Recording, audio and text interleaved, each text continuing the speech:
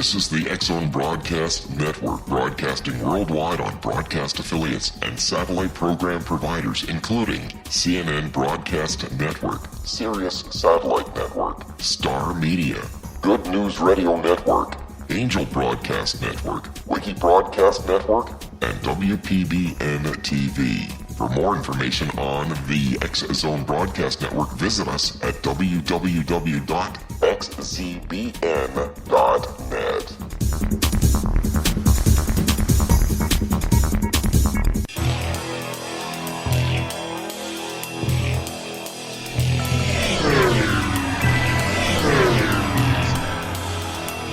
This is A Different Perspective with Kevin Randle. A retired U.S. Lieutenant Colonel, Kevin Randle has been studying UFOs for nearly 50 years. Kevin has investigated some of the most famous UFO cases in the world and has been consulted for dozens of documentaries about UFOs. Considered one of the leading experts into the Roswell UFO crash of 1947, Kevin has written more than 25 books about UFOs, including the recently published Roswell in the 21st Century. Now, here is the host of A Different Perspective, Kevin Randle.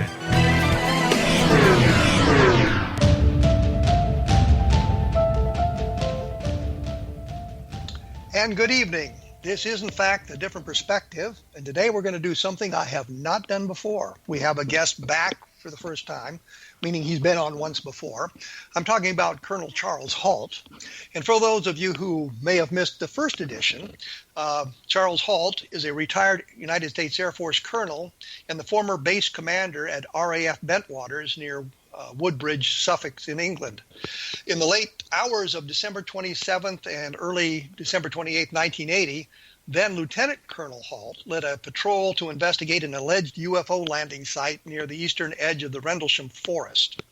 After retiring from the U.S. Air Force in 1991, Colonel Halt made his first public appearance in a television documentary where he confirmed the authenticity of the Rendlesham Forest incident. His book on the subject, which is filled with all sorts of documentation, is a massive tome, is called The Halt Perspective, and you can find that at Amazon.com, of course. In June 2010, Halt issued a notarized statement that said, "I believe the objects that I saw at close quarters were extraterrestrial in origin, and that the security service of both the United States and the United Kingdom have attempted, both then and now, to subvert the significance of what occurred at the Rendlesham Forest and RFA Bentwaters by the use of well-practiced methods of disinformation." That's a quick summary of where we're going to go today. We're going to talk about another book called Left at East Gate, which was written by Peter Robbins and Larry Warren, and discuss some of the problems with that and some of the other observations that Colonel Halt has made. Welcome back to A Different Perspective, Colonel. Well, thank you. My pleasure. Well, let's get right to it then. We have just a short time before we have to take our first break, but I know that you're not a fan of Larry Warren, who was assigned to the base at the time you were there as a rather junior enlisted man, and that you have some disagreements with what he has said in the past and what he has written. So I guess we start with some of that. Well, let me just say, I have no ill feelings, and I feel very badly for him. I'll go into more detail later, but despite what Peter Robbins says, I have not tried to do wrong to him, so to speak. I've just tried to put the truth out there, and I've been very frustrated by, their reactions. Well, I think when we look at this sort of thing, and I'm talking UFO sightings in general, and we have two distinct camps of what went on and who was involved, that we often get into those sorts of disagreements with one side maybe attacking the other side unfairly, but when you try to put things into a different perspective, a proper perspective, that you sometimes run into those sorts of problems. Can you give us just quickly one or two of the problems that you have with the incident as they describe it? Well, first of all, I don't think he was involved. He has somebody else's story. We're firmly convinced. We have evidence of that now. In fact, Mr. Warren has admitted to four actually very well-known UFO researchers, very highly respected people, that he lied and took somebody else's story. Well, I know back quite a long time ago, and I'm thinking, 10 or 15 years, working with Russ Estes, that he had a videotape of Larry Warren talking about his involvement at Bentwaters. And at the time, Warren had said that he was not actually there for 2 of the nights, but he had been on leave in Germany. Actually, he wasn't in Germany. He was in the dormitory drinking. We have witnesses that will attest to that, including his girlfriend. So he can't even tell us the truth about where he was at that time. He's taken other people's story and kind of plugged himself into it. But doesn't he get a little bit of credit for the guy that kind of told Barry Greenwood and Larry Fawcett about the story in the beginning? Oh, he did. In fact, I agreed to work with Barry Greenwood, and you can talk to him today. And, of course, Larry Fawcett's passed on. And as long as they kept the facts, in other words, no nonsense, no little green men, et cetera, et cetera, et cetera. And they were all excited. And we started forward, and then Warren admitted to them he had lied. And they dumped him immediately. Well, I know Barry Greenwood's going to be on the program next week, so we'll be able to chat with him. He can tell you all about it then. Yeah, absolutely. But He's a fantastic guy. He does a lot of research. He spends a lot of time and effort on this thing. Yeah, he sure does. We're going to have to take a quick break. I mean, already, for crying out loud. There'll be more information about this at www.kevinrandle.blogspot.com. And if you get a chance, take a look at the book, The Halt Perspective by Colonel Charles Halt, which will give you more information about that. We will return right after these messages.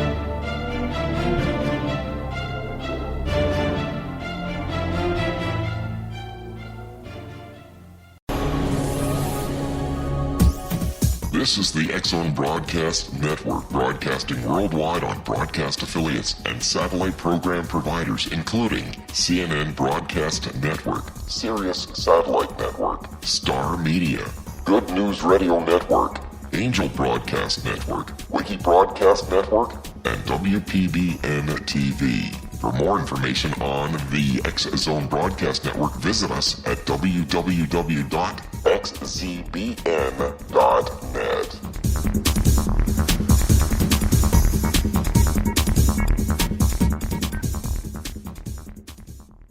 How would you like to be able to read other people's minds? Well, the next best thing is here. When you know how to read a person's name, you know how the person thinks, feels, and behaves. Each letter in our name holds a key to unlock our true essence. Our name contains both our gifts and challenges in this lifetime. Mnemology science discovers personality secrets hidden in the placement of the letters of our names, including the first and last impression people remember about us. Sharon shows us how to interpret the arrangement of letters as outlined in her book, Know the Name, Know the Person.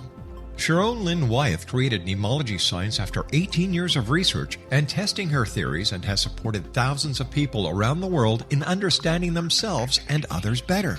You'll enjoy Sharon's unique teachings as she shares her system to learn the gifts behind your given birth name. Even if you don't like your birth name, there are jewels in this book. If you're thinking of changing your name, ready to name your child, or wanting to get along better with others, this is the book for you. If you'd like to improve your relationships and change your life for the better, get the book today, Know the Name, Know the Person, or visit www.knowthename.com. That's www.knowthename.com.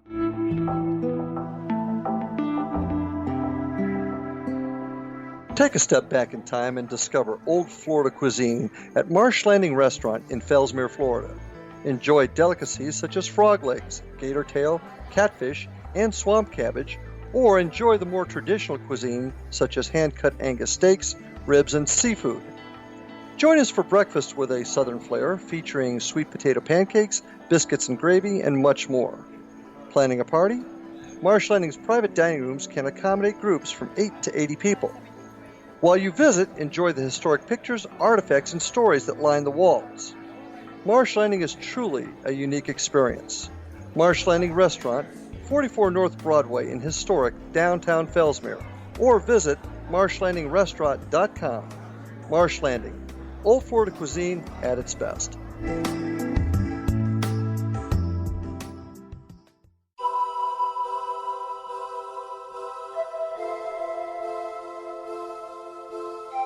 If you're a seeker, don't miss the inspiring book Shamanic Awakening, Between the Dark and the Daylight.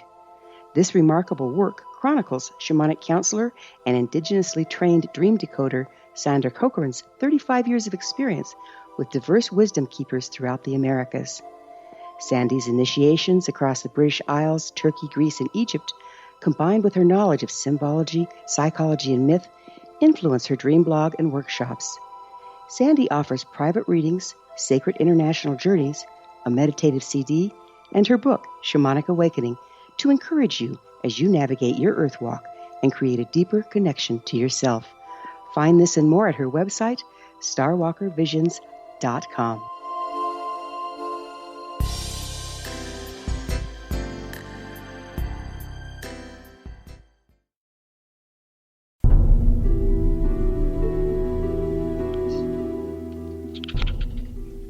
And we are back again with Colonel Halt, who was the base commander at RAF Bentwaters back in the 1980s when the UFO incident happened there. And his book is entitled The Halt Perspective, which can be found at Amazon. And as I say, more information can be found at www.kevinrandle.blogspot.com as we continue on. And if you're interested, and you should be, other programs, you can take a look at the X-Zone Broadcast Network website at xzbn.net, and it'll give you a whole listing of the programs that are available and who the hosts of them are.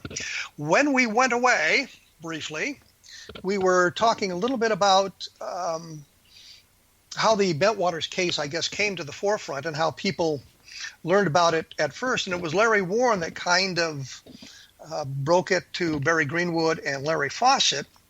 And they, of course, quickly learned that he wasn't being exactly honest with them, and they dropped him. But Larry Warren has been telling his story for a long time, and we were kind of looking at some of the things that I suppose we could say were put out in his book. And I hate to mention the name because it promotes it, but Left at East Gate. You can take a look at that if you so desire, but a lot of the information there is not accurate. And Colonel Halt, you were giving us some examples of that sort of thing, so I guess that's where we need to pick up. Well, let me start really at the beginning. The first book that was put out by Dot Street, Brenda Butler, and Jenny Randles, called Sky Crash. They pestered me half to death while I was still at Bentwaters, and they were working on the book. They did publish the book. The book has a few correct facts, but they didn't have all the information. Now, I don't fault them. They did their best, but it's not a very accurate portrayal of what happened. Well, let me break in here. So let me break in here because there was a question that came up on my blog about we should give Larry Warren credit for breaking the story, but you're saying that these British authors were the first to break the story. How did they learn about the event? Well, one of the young ladies, Brenda Butler, had a boyfriend at that time who played in a band at one of the local clubs. And one of the GIs went up and told the story there. His name was Chris Pennington. Chris Pennington relayed it to Brenda, and Brenda and Dot and Jenny got together and started on a book way before Mr. Warren did anything, or there was anything published, let's say. Like I say, the book is not very accurate, but considering what they knew, and they just became a nuisance to me because they kept hanging around my office and pestering me and calling me, and they were really the ones that put the word out first. Of course, they did it in Great Britain. Then a few years later, Georgina Bruni, who was very well placed socially in the British, hierarchy of things in London, wrote a book called You Can't Tell the People. And she did a much better job. Of course, she had better resources and more time, and was a very good investigative reporter, I guess is the best way to put it. And Peter and Larry slammed her something awful. And then Nick Pope wrote a book with Jim Peniston and John Burroughs, and he wrote a book about their book. Then a few years later, in fact, last year, I was in Woodbridge and gave a talk and said, here's the facts, folks. And Peter wrote a book, Halt in Woodbridge. Would you believe, and slam me for that? So after all that stuff started, I decided it's time to put the truth out there, and I hooked up with John Hansen, who's a well-known British UFO writer, and we put the book together. That's the story in the book. Now, we can go back and talk about Left at East Gate now, but I wanted to say that so people understood the background. Yeah. Yes, I never intended for my story to be public. I did not want my memo released. I did not want my tape released, but others did it and left me hanging out there, and everybody sort of abandoned me and left me on a branch out there, and it got sawed off. So there I was in the public eye, and here we are today. So, well, let's talk about Left at the East Gate. You want me to walk you through the book? Wait. I want to make one thing perfectly clear. The original story, before Left at Each Gate was published, before Larry Warren talked to Barry Greenwood and Larry Fawcett, Jenny Randles and two of her colleagues wrote a book about this event. That was the first time it was publicly acknowledged? Probably. And they got the information from a young GI by the name of J.D. Ingalls, who went under the AKA as Steve Roberts. Okay. He's the one that went to the pub and told the story. Now, what he told was not entirely correct, but because he wasn't there, but he had it secondhand. That's what started the three ladies doing the book called, that I mentioned earlier, Sky Crash. Okay, and then Georgiana Bruni. Georgina Bruni. Bruni, I'm sorry. She did a book before Left at East Gate came out. Is that correct? About the same time, I think, maybe or soon there. It's right about the same time. I don't remember the exact dates. Okay, the only thing I'm getting at here is Larry Warren didn't break the story. It was actually broken before he went to Greenwood and Fawcett about it. I think that's the way it works. I didn't make a chronology, write the exact dates down, but I know that the first person to put the word out was J.D. Ingalls. Okay. He put it out in a bar to, like I say, to Brenda Butler's boyfriend, Chris Pennington. Okay. So now that I've cleared that up, at least in my mind, and you were kind of forced into public disclosure about this because of the other people talking about it and bringing your name into it. Would that be correct? That's correct. Once the story hit the world, if you know what I mean, my memo and my tape, my life was changed. People pestered me to death. You cannot believe the response. Yes, I can. I know how that works. I was still with Bentwaters. I met BBC One, BBC Two, ITV, German TV, Japanese TV, Radio Orwell, and Lord knows who all else. Almost immediately, I had to go into hiding. Were you the one that cleverly removed your picture from the file? So I did, but Keith Beebe, who was an editorial writer, I believe his title, for News of the World, which is the equivalent of the, our famous rag that's published in Florida, approached me, and yes, I was the one. Okay. I knew when he came to the base, they called me from the gate and said, "There's a guy here from the News of the World that wants to come over and see you, talk to you, get your biography and picture." And I said, "Oh my!" I said, "Hold him up for a little while." And I ran over to the public affairs office and pulled my whole file. And he came in. I did talk to him briefly, just told him a little bit. And he went to public affairs and couldn't find my file, so he pulled Gordon Williams, who was the wing commander, pulled his file and put his picture in the News of the World. And I've told him the story, and he just kind of laughs at it now, but he wasn't real happy at the time. I would imagine not. Okay, so the story came out, you're talking to all these people. What was the reaction of, the base commander and the other hierarchy in the Air Force about this story coming out and you being kind of the focus of it? They just kind of stepped back and left me alone. I should never have written that memo. That memo should have been written by somebody above me, but nobody wanted to touch it with a pole, and I was told to do it. Well, I didn't have much choice. You couldn't have found a major? No, because there was no major out there, unfortunately. In fact, it's kind of interesting. There's a gap from when the incident occurred till my memo was written, if you check the dates. That's because I was told to get with Squadron Leader Don Moreland, who was the RAF liaison officer, and do what he wanted to do. So I had to wait because he was in Wales for the Christmas holiday. When he came back, I got with him, and he said, "We'll do a memo," which I did. Of course, I never heard anything from anybody for 2 or 3 years on the memo because the MOD buried it. Well, the memo wasn't classified? No. In fact, we didn't even have a copy in the office. It was typed on a select typewriter, the old IBM typewriters? Yes. Ones with a little element. And all we had in the office was a carbon manifold or a carbon paper. In fact, several years later, when I wanted a copy of my memo, I had to go on the internet to get it. and that's the beauty of the internet. You can find anything there that you could possibly want in this day and age. And a lot you don't want. Yes, there you go. So the story is out. It's not Larry Warren telling Barry Greenwood and Larry Fawcett, who do touch on it in their book Clear Intent. And then I guess Warren gets with Peter Robbins, and they write Left at East Gate, and you have a problem. What happens is yes. Warren is making a lot of noise, and somebody takes him to Bud Hopkins for regression. Bud Hopkins had an assistant, admin type, Peter Robbins, who had wanted to be an artist but wasn't an artist, if you know what I mean. He never made it successfully, I guess. And he picked up on Larry after Bud finished talking with him, and off they were and running. It's not quite that simple, but that's in essence what happened. So Warren has now appropriated the story of one of the other airmen. Well, several of them, primarily Adrian Bastenza. And plugged himself into this story. Now, you and Peter Robbins and Larry Warren had a lunch together a couple of decades ago. I tried to help them out for years, tried to put them on track. And I talked to Warren probably 5, 6, 7 times on the phone. I met him personally, and I told him. In fact, I told Peter, I said, Peter, privately, I said, you're on a dying horse. You're on a dying horse. No, you're riding it to death. Get off. And he got angry with me. I can understand that.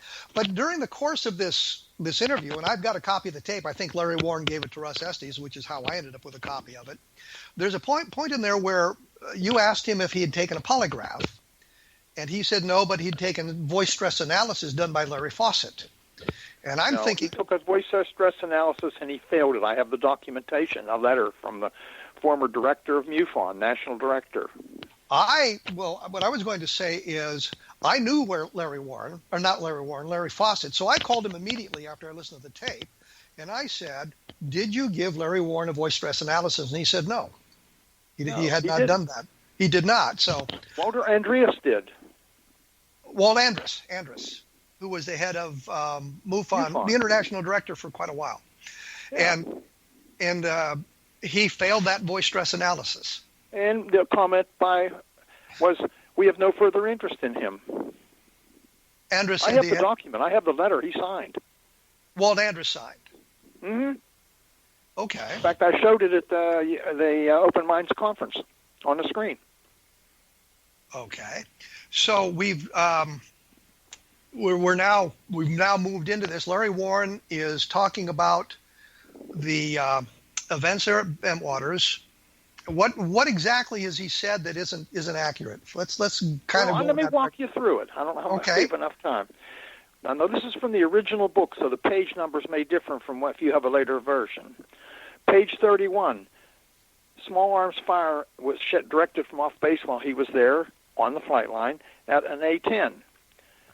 However, there was no damage to the A-10 because it's titanium. Wrong.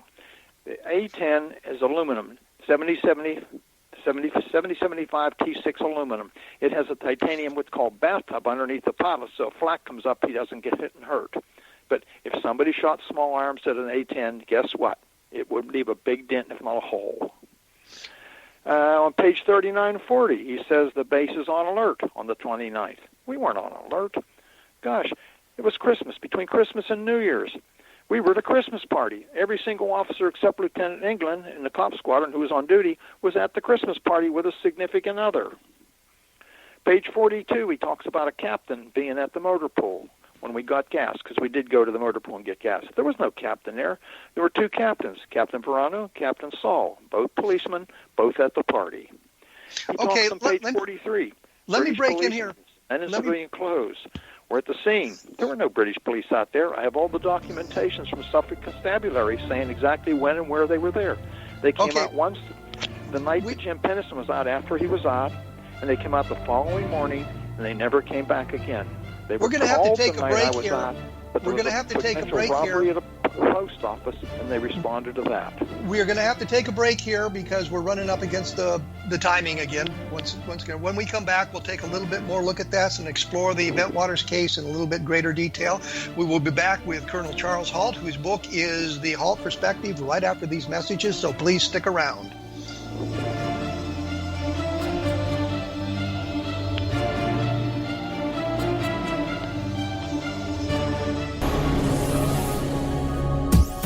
This is the X-Zone Broadcast Network, broadcasting worldwide on broadcast affiliates and satellite program providers, including CNN Broadcast Network, Sirius Satellite Network, Star Media, Good News Radio Network, Angel Broadcast Network, Wiki Broadcast Network, and WPBN TV. For more information on the X-Zone Broadcast Network, visit us at www.xzbn.net.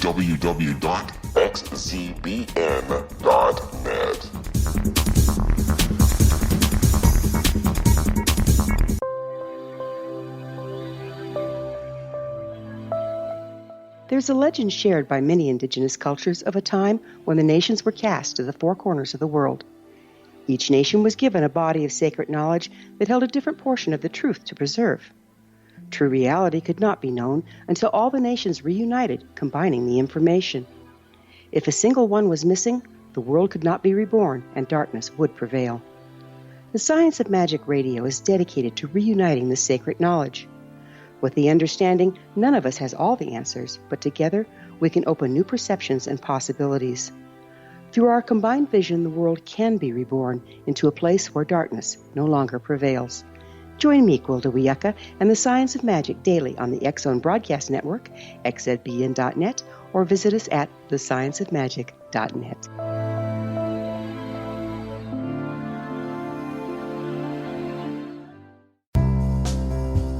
Gibbs A. Williams, Ph.D., is a practicing psychoanalyst, supervisor, researcher, and author in New York City. Much of his life has been dedicated to understanding nature and the uses of meaningful coincidences or synchronicities. His radical and original non-Jungian, non-mystical, non-magical theory of synchronicities illuminates much of the fog surrounding this challenging and perplexing topic. His ideas and manners are fresh, presented in a style that is both entertaining and highly informative. He is also an expert on crisis intervention, specially focused on violence reduction for the police and citizens, mastering anxiety, frustration, and stress without the use of medication, and effectively preventing and treating heroin addiction. Dr. Williams can be contacted at his email address at gwwilliamsny11@aol.com or visit his website at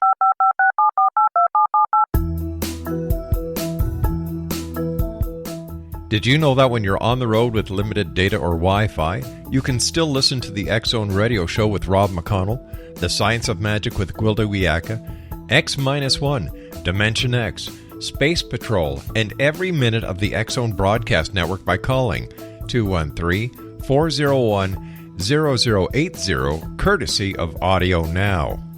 No smartphone, app, or internet needed. It saves your data plan and it's free if you have unlimited minutes. Call 213-401-0080 to listen on any phone, anytime, anywhere. Remember 213-401-0080 for the best of the paranormal, parapsychology, and sci-fi radio programming anywhere, 24/7, 365.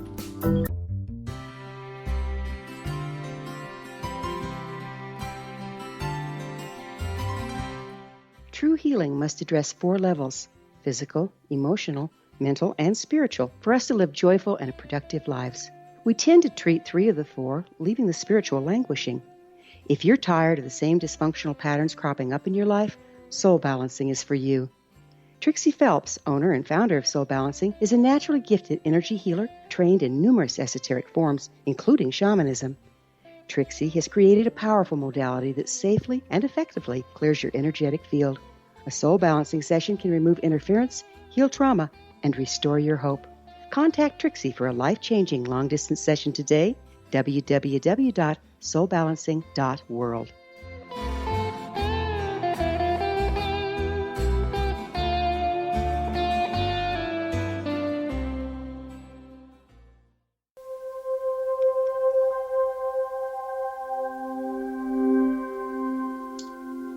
And we are back with Colonel Charles Halt. We're talking about the Bentwaters UFO landings in December of 1980, and we were talking about some of the problems with some of the information that has been published in the past about this event, and trying to set some of the records straight. And I think you can take a look at the Halt perspective, which has lots of the documents that we've been kind of discussing here in there, so that you can get a feel for the truth of the matter.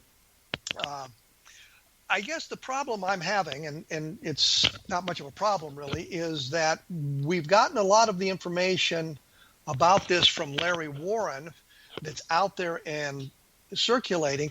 Are there things about the landing event, the aftermath of the events, that maybe the interrogations of the people who were directly involved, such as John Burroughs and Jim Peniston and some of the other men and women who were involved in this, are there some things specifically that kind of go off on a tangent that we might want to take a look at?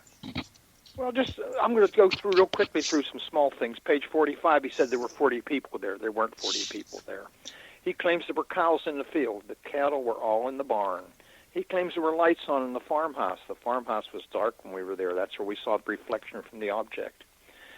He claims there was a British policeman there with a tripod-mounted camera. Very interesting, he claims Gordon Williams, the wing commander, drove out there. There's no way his Crown Victoria could have gone down that rough trail. We had troubles with four-wheel drive, high-centered trucks. And there's a berm at the end and a barbed wire fence. You'd need a tracked vehicle to go over. He claims he drove into the field with his car. He claims Don Moreland was with him. We know Don Moreland was in Wales. It's well documented. And it just goes on and on. And page 50, he claims after the incident, his security clearance was upgraded. Nobody on the base can upgrade a security clearance. That has to be done with an expanded background check, which takes months, usually 6 months to a year. But it really gets good when he talks about being taken to an underground facility with the size of the Astrodome. That's just bizarre. He claims he was literally kidnapped in a Lincoln town car or a black limousine, had green lights inside and Chinese-looking characters driving. He was gassed and driven onto the airfield side of the base, which meant he had to go through high security. No way did that car do that. We know that. And then he says he emerged from the photo lab, and he has a picture of the base command post. The base command post sits on 3 feet of reinforced concrete blast walls surrounding it. The door is like a bank vault with the big steel pins that slide out. There's no elevator there. It's open today as a museum. I invite anybody to go visit there.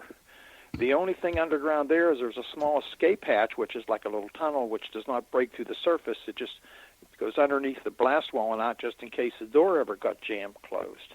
I mean, it just goes on and on. He claims he found plans for the secret underground facility in an insecure file cabinet in police supply office while he's working there temporarily. He claims there were suicides. The people went missing. Nobody went missing. We had no suicides. He claims he blacked out and woke up in the dorm all muddy. Don't know how he got there. But in another part of the book, he says, well, after I turned in my weapon, I went to the dining hall. Well, what happened? At one point on page 180, he says there were 200 people there. Choppers were flying overhead. We know there were no aircraft in the area. Nothing was flying. Believe me. I mean, it just goes on and on and on and on. Well, you were out there. You went out there, I guess, the second night with Burroughs and Peniston and a number of other people. Did you see Larry Warren? I did not go out with Peniston. Peniston not the first night. Burroughs came out on his own the third night. He hitched a ride. He was in civilian clothes. He wasn't on duty, and he didn't come forward with me. Just 5 of us went forward, including Master Sergeant Ball, Sergeant Nevels, Lieutenant England, myself, and Sergeant Bastenza, who stayed with me the whole time. Now, he says Bastenza and he confronted the craft when Gordon Williams came out. Bastenza never left my side. He stuck to me like glue. He was frightened to death. Did you see the craft? I didn't see any craft. I saw an object that I couldn't discern. It was light. I saw a glowing red object that moved under intelligent control. I saw objects in the sky, but I could not determine a shape. Now, some of the cops in the weapons storage area with high-power binoculars say that the objects we saw in the sky were triangular. I could not discern a shape. All I know is I saw bright white light. The one that came overhead and sent down a beam, I could not see a clear shape. Well, I know the skeptics have said that you guys were fooled by a lighthouse. Oh, come on. The lighthouse has 3 lenses. I talked to the lighthouse keeper. I looked him up. Keith Simmons and Marlene, his wife, and talked to them for a long time. It has 3 lenses. A white light shines to the land. The red and green light, which are navigational lights, shine to sea. There is no red light you can see from the land on the lighthouse. We saw a red light, object. And while you were in the woods, you would have been aware of the orientation of the lighthouse. You would have known where it was. Oh, yes, it's out at Orford Ness. I used to go out there to the little pub and have dinner because they had good food and cheap prices. So what I'm saying is you would have been, if it had been a light reflected from the lighthouse, you would have said, oh, that's a lighthouse, and that would have been the end of it. Well, let me explain. The lighthouse was about 30 to 35 degrees off to the right from where the farmhouse was, and the object was between us and the farmhouse. The bright red glow was reflecting off the object onto the windows of the farmhouse. Now, how would the lighthouse, which is miles away and off to the right, be able to put a red, blinding, almost like a fire on the farmhouse? The air traffic controllers, who admitted nothing at the time, have come forward and said they saw it go across their scope at over 4,000 miles an hour twice. They saw it come back, be stationary, saw it go into the forest. The British controllers at RAF Bentwaters, one of them has come forward now and said men in uniform and civilian clothes came and confiscated the logs and all the tapes from their radar. The tower operator in the weapons storage area saw the objects, as did dozens of people that were on duty there. Were any photographs taken of the objects? Yes. Well, not of the objects in the sky. Pennison took pictures the first night. He had an government issue 35mm camera, which the flight line supervisor carried. He took multiple pictures, turned them into the photo lab, and he was told they came out fogged. I don't believe a bit of that. The night I was out, Sergeant Nevels, who had a degree in photography, in fact had his own dark room, took pictures. He was using a Nikon F2 with Tri-X film, ASA 400. He took multiple pictures, and when he developed them, they came out fogged. So that suggests radiation? I don't know. Radiation, mistake, or foul play. One of the 3, obviously. But, I mean, you've got a guy who is a photographer, has his own darkroom. He wouldn't have screwed up the film. The developing of the film is very simple, especially Tri-X. Tri-X film is very easy to develop. I've done it myself. At that time, before that, I had my own. In fact, I had a pair of Nikon F2s. That's how I knew what he had. And I had my own darkroom, too. In fact, I had a commercial dryer with a 36-inch belt. I was into it pretty deep for a long time. Yeah, that is deep. I had clothespins on a line for a dryer. Well, I won't go into details, but I got one from salvage and rebuilt it. Okay. So his pictures didn't come out. They were fogged, and we don't know why they were fogged. No. Or somebody swapped the film, or, you know, the radiation readings we got, I don't think were high enough to affect the film, but I'm not that deep into it. It's possible. Okay. The Pennison was out the first night. He also came up with this binary code.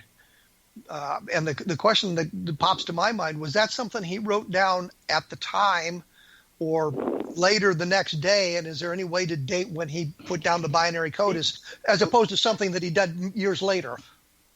He told me here not too long ago, I don't remember exactly when he did, he wrote the code down from memory on the 27th of December, which would have been a day or two after he was out there.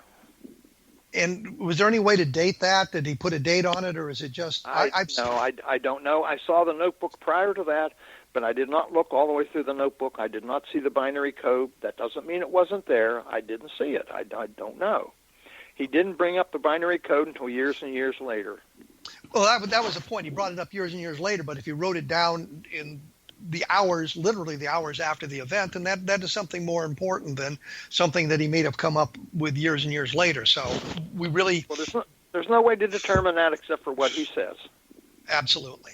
That was kind of what I was looking for. He also was out there and found depressions in the ground, I believe. They did the night they were out there, and he went back the next day. Now, he lived in Ipswich in a rented apartment, and his landlord was a plasterer. So he talked to his landlord and got a couple pounds of plaster of Paris and a bucket of water and went out and made indentations and plaster casts in the 3 indentations, rather. I have one of those casts to this day. I asked you this before, and I'll do it again just for clarity purposes here. I think the skeptical community is suggesting those were actually rabbit warrens. No, they definitely were not. And were any measurements taken of where the impressions were on the ground, or is anything like that? Yes, I did. We measured them. I had a tape measure. We measured the distance between them. They were all exactly equal distance apart, and they were a perfect triangle. And the holes themselves, were they were rounded as opposed to another shape? I mean, circular? Circular, more cone shape, but they were circular. And it looked like an object sat there, and the landing gear, if you will, was pressed into the ground as opposed to being excavated. No, it was pressed in. It wasn't excavated. Okay. The ground is rather sandy there and rather firm, and it was right around freezing and may have been freezing before that. The ground was very hard packed. So there's some good physical evidence that goes along with this, not only the people. So when you were out there, and I think Larry Warren in the tape that I have was suggesting he was out there the same night that you were there. You never saw him, is that correct? No, never saw him. Are you kidding?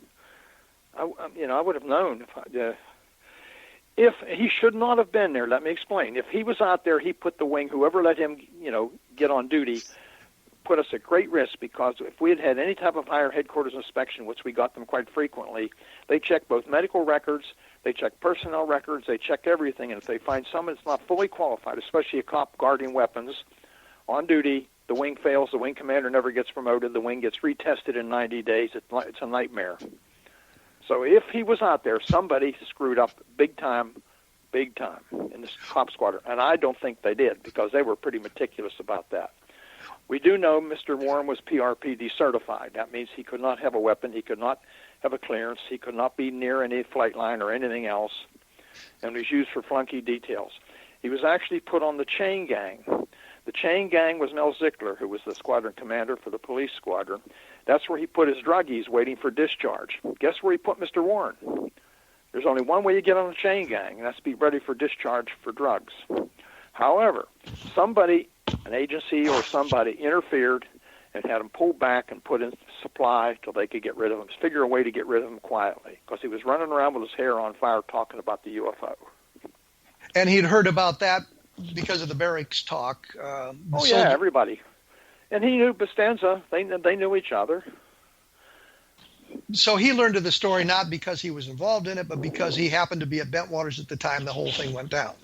That's what I've been saying for 35 years, whatever it is years. Okay.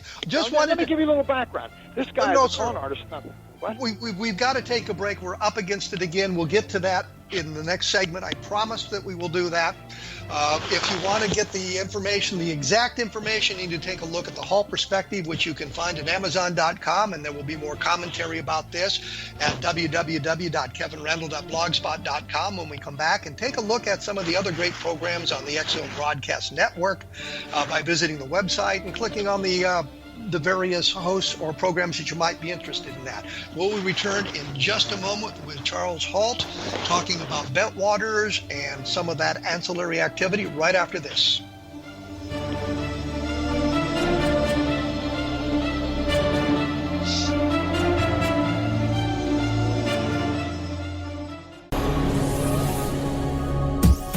This is the X Zone Broadcast Network, broadcasting worldwide on broadcast affiliates and satellite program providers, including CNN Broadcast Network, Sirius Satellite Network, Star Media, Good News Radio Network, Angel Broadcast Network, Wiki Broadcast Network, and WPBN TV. For more information on the X Zone Broadcast Network, visit us at www.xzbn.net.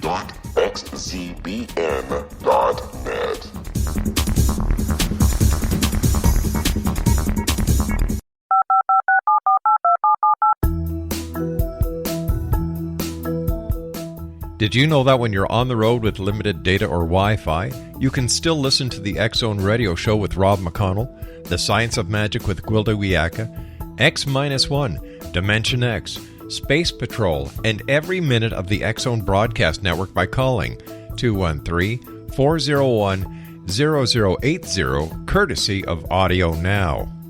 No smartphone, app, or internet needed. It saves your data plan and it's free if you have unlimited minutes. Call 213-401-0080 to listen on any phone, anytime, anywhere. Remember 213-401-0080 for the best of the paranormal, parapsychology, and sci-fi radio programming anywhere, 24/7, 365.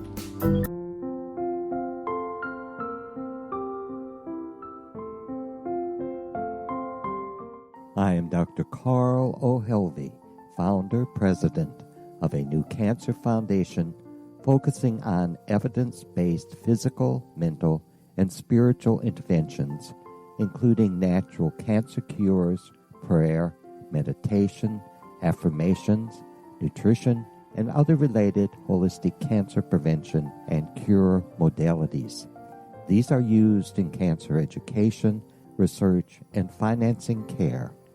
I ask for your help to continue this important work by donating at www.holisticcancerfoundation.com.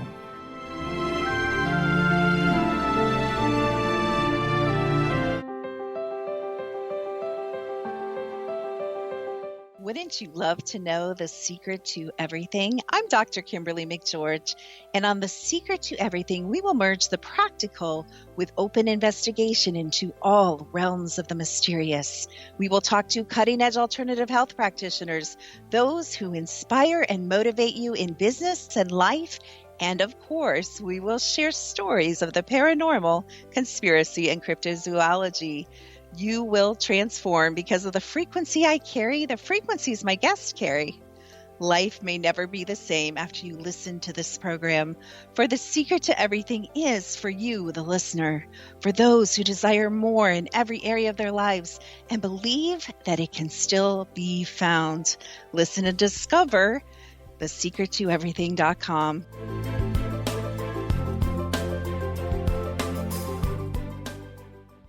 Little children aren't the only ones afraid of the dark. Millions of soldiers return from war zones with PTSD, anger, frustration, fear, and loneliness, much of which surfaces during the darkness of the night. You have the chance to change the lives of these American heroes. Songs and Stories for Soldiers.us provides free MP3 players for these men and women. With a list of 3 million songs in 16 different styles, 100,000 audiobooks, and 30,000 old-time radio programs, every veteran can find something to soothe and comfort them at no cost. All our players contain an 8-hour audio program designed to help veterans fall asleep. With 1,500 plus vets now participating, it's our goal to deliver 10,000 audio players this year. Go to our website at songsandstoriesforsoldiers.us. Help us help a veteran make it through the night. And we are back with Colonel Halt talking about the Bentwaters case. His book is The Halt Perspective. And as I keep saying and promising, there will be more information at www.kevinrandle.blogspot.com. When we went away, we were talking about Larry Warren's military career and some of the things. And I believe he was in the Air Force for a total of 8 months. So he wasn't exactly a super trooper. And you want to continue with your thought that you were trying to get to us when we had to take our break. Well, one thing, he got an honorable discharge, but guess what? He has a coded discharge. He can never work for the government. He can never get a security clearance. He can never come back on active military duty again. How does that sound to you? That doesn't sound very good to me. Nope. Recently, he was working for Tesco in England. Tesco is the equivalent of Kmart as a night watchman. I understand from people who tell me he got fired for stealing cigarettes. He's borrowed money from everybody and anybody he's ever been associated with and never paid back. Forged documents. Let's talk about that. Have you ever heard of Operation Bullpen? No, I haven't. The biggest FBI sting. In fact, there's a book on it out. Biggest FBI sting in years. I had 100 agents working, forged sports memorabilia. Guess who was associated with that? And when the case broke, I guess he was a small fish. He packed up and left for England real quickly. He's photoshopped pictures. Many of the pictures in the book are photoshopped. We know that. He sold fake memorabilia, and he's still doing it today, by the way, including a Stevie Vaughan guitar for £100,000, which turned out to be a forgery and fake. It just goes on and on and on. He's threatened people. When I spoke in England, he threatened to bring his motorcycle gang down and disrupt things. I've got emails that you wouldn't believe I can't put on the air because they're too profane, threatening emails, me and others. It just on and on and on. The guy is a con artist. So we've got this not credible source who has interjected himself into the case. Doesn't that harm the whole investigation here? Doesn't it make it look like the whole thing is a con job? What do you think the purpose is? Let me explain what I think happened. He was running around the base after the incident, claiming to be involved in making phone calls and doing this and doing that, and he got hauled in, he got drugged and hypnotized, and he'll admit to that, and that's probably true. And I think they found he was an easy patsy to put out a bogus story, and they turned him loose. He got a lot of attention, went to his head, and he went downhill from there. It just expanded. He became suddenly a rock star, if you know what I mean. Well, he was all kinds of people. I mean, he claims he played pool with Jackie Gleason. He ran around with John Lennon. Oh, the list is endless. Well, I will say that I personally saw John Lennon on a TV program, so there you go. Well, he was. I guess he was saying that he had been interrogated professionally. Were other people interrogated professionally in a similar fashion who were actually involved in the event?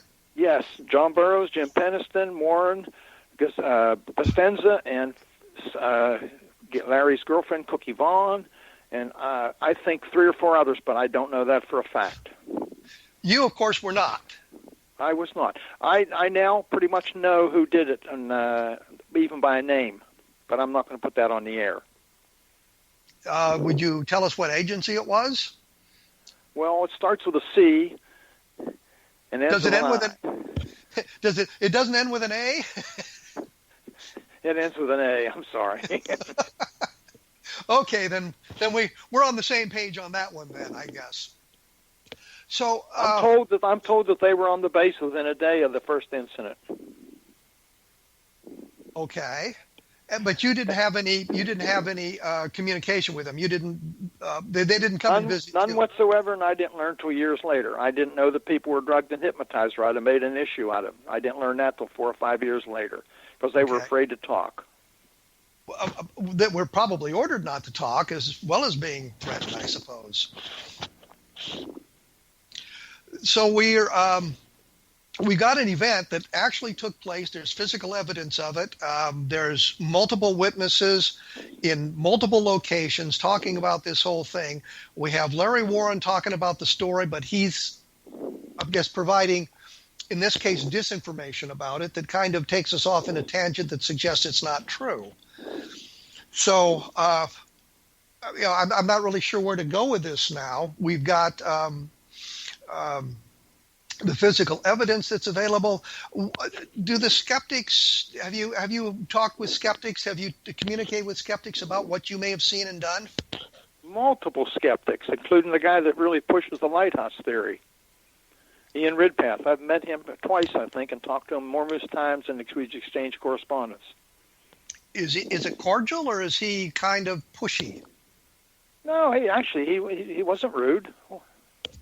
So he's a nice fella, but you obviously don't accept his the skeptical conclusions on this. No, because well, obviously not. You know, I tried to tell him you weren't there. If you'd been standing where I was and saw what I saw, you'd understand. What was your attitude prior to this, to UFOs? Did you even think about it until this event took place? My only exposure to UFOs up until that time was when I was a teenager. I did read a book about UFOs by Donald Kehoe, one of the original books probably, and I put it aside, never gave it another thought. And I went out to disprove it. I did not believe when people were telling me there was a UFO, and I did not believe it. I told them there's a logical explanation. So you went out as a skeptic, obviously. Oh, definitely. When I first saw the object, the glowing red object, I thought I've seen ball lightning, and I watched it and I said, "This is not ball lightning." But I guess the thing I was kind of hinting at here, or groping for in my way, was that you in your Air Force career had not come up against UFOs at any point until this event took place. And I can say in my Air Force career, I came up against one UFO story in the Weekly Intelligence Brief, which I'm sure you were familiar with. And it was an unclassified story about a flight crew that reported to seen, I think, a UFO near Japan at some point. That was my only exposure to UFOs when I was in the Air Force. So it wasn't something that the majority of the Air Force talked about a great deal. I'll say this. A significant number of our pilots have seen things, and our air traffic controllers have seen things. They don't talk about it. It's not career enhancing. So there is sort of a unwritten rule that you don't talk about flying saucers if you want to maintain your career. That's why I was very happy when it got quiet for 2 years, and I was not very pleased when Mr. Warren started making all the noise and it hit the paper. Did it have any negative impact on your career? Fortunately not, because the people I work for, were understanding, and they believed it too. They believed that you'd There were seen enough credible people on the base that were involved that they knew, but they didn't want anything to do with it. Nobody wanted to touch it. It's like a tar baby. Once you touch it, you can't get rid of it. and you went out to disprove it and touch the tar baby. Yes, I was thinking the whole time I was out there, why did I ever come out here? This was dumb. And then you're ordered to write the memo, so you're stuck with it forever. That's why we didn't keep a copy in the office. It was going to go away. Man, go to the MOD and let them handle it. Well, I understood there was a conflict between the U.S. government and the British government about who was going to investigate the sighting, depending on it was on British soil. No, it was American airmen involved. The two-star general, General Baisley, after he heard my tape, said it's off the base. It's a British affair. Case closed. Now, that doesn't mean we didn't have an interest. I understand my tape was provided all the way to the 4-star in Germany, and I think copy my memo, and I suspect, but don't know for a fact, that Jim Peniston's photos were probably sent there too, amongst other places. Peniston never saw his photos? Never saw his photos. Okay. And you have no problems with Peniston's credibility? You believe him absolutely? Yes, I have problems with what he says, only he believes it. I just don't understand. It doesn't make sense to me. That's all. Okay, well, I can understand that. I mean, people are honestly trying to report what they've seen or what they've done. They believe it to be the truth, but they've somehow manipulated the reality so it's not quite accurate. But you believe Peniston. Well, you know the object was there because you saw it yourself. Something was there. I know that. There was a presence. Over 3 nights, there was something there. Do you recommend Nick Pope's book that he wrote with John Burroughs and Jim Peniston? Nick had a lot of problems writing the book. John Burroughs is really difficult to deal with. John's always had problems, and he's had more since the incident. Now, that may be a result of what happened in the forest, or that may be a result of what the spooks did to him. Don't know. But you believe John Burroughs as well, and you believe the other men who were there on the other nights. They confronted something, yes. I do know that. They gave me sketches. I interviewed them almost immediately thereafter. Well, it was a couple days later. And they drew sketches for me, what they saw independently, and they both drew the same kind of sketch. Okay. And is the sketches, are the sketches in the Nick Pope's book? I don't remember. I think they're in there. I think there's also pages of the notebook with the binary code in the book as well. Yeah, that's in there. I remember that's in there too. Are there sketches in your book, the Halt Perspective? I think John put them in there, as I remember. So I still have the original sketches, by the way. Well, there you go. So if you want to really learn what happened at Bentwaters, the place to go is the Halt Perspective. What we've done in the book, it's over almost 800 pages with 1,000 pictures, many in color. That's why it's so expensive. It costs us $40-some to do the book. We're actually losing money on the book, I have to tell you. And it's not written to be a bestseller. It's written for the serious person that's really interested in the case or researcher, so it's all documented in one place. We put a lot of Warren stuff in there with my comments, a lot of other people's stuff in there with comments, so you can read through and draw your own conclusions. Well, Colonel Halt, we've run out of time. I want to thank you for appearing on A Different Perspective once again and giving us your different perspective about what happened at Bentwaters. And as I say, if you want to know the story of Bentwaters, the place to go is the Halt Perspective. Thank you for talking to us today. We will be back next week. We will be talking to Barry Greenwood and the perspective on UFO history, which he is trying to collect for everyone that wants there. If you want more information about some of the things we talk about, look at www.kevinrandle.blogspot.com. And if you're interested in the Roswell case, please take a look at Roswell in the 21st Century. We will be back in 167 hours.